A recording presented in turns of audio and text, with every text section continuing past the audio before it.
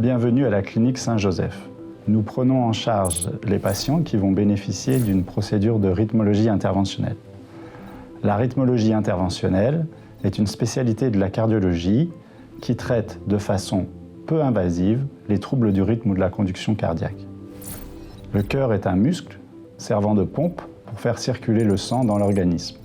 Il s'agit d'un organe creux composé de 2 oreillettes et de 2 ventricules. Les oreillettes vont éjecter le sang dans les ventricules, puis les ventricules vont éjecter le sang dans les artères, permettant la distribution à différents organes.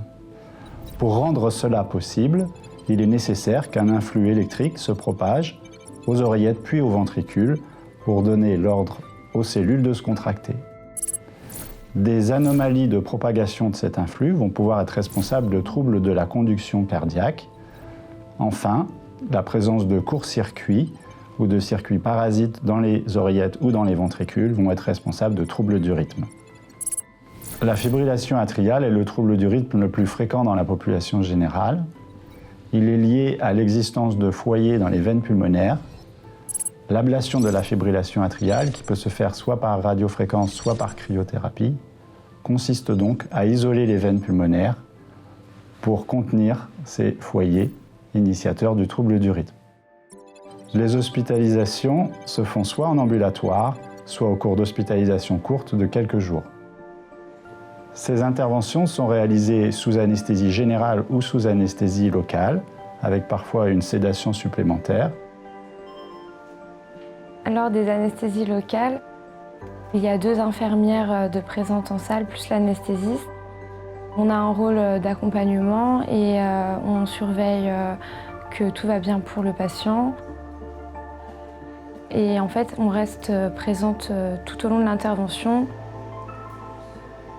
On peut discuter avec le patient, s'assurer que tout va bien.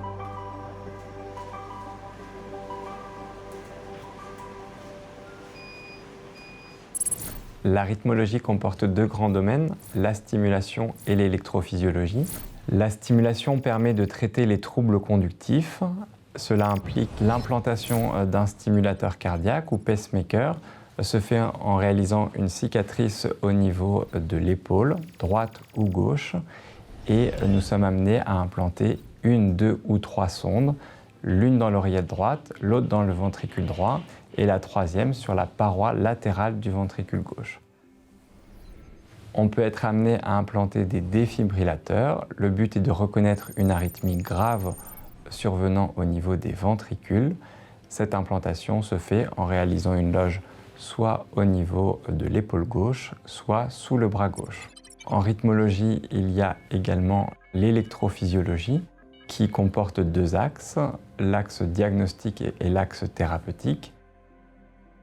L'électrophysiologie va nous permettre, à l'aide de petites sondes appelées cathéters, introduites par le pli de l'aine et montées jusqu'aux cavités cardiaques, de faire le diagnostic et de traiter les arythmies. L'intervention qui consiste à traiter les arythmies s'appelle une ablation. L'ablation peut être réalisée à l'aide de 2 techniques, la cryothérapie, c'est-à-dire le froid, ou la radiofréquence, le chaud. Le but de l'ablation étant d'aller détruire les circuits anormaux à l'intérieur du cœur. Le système de cartographie va nous permettre de localiser précisément l'arythmie. Par la suite, la phase d'ablation va nous permettre de traiter la zone responsable des troubles du rythme et nous pourrons voir le retour du rythme normal du cœur.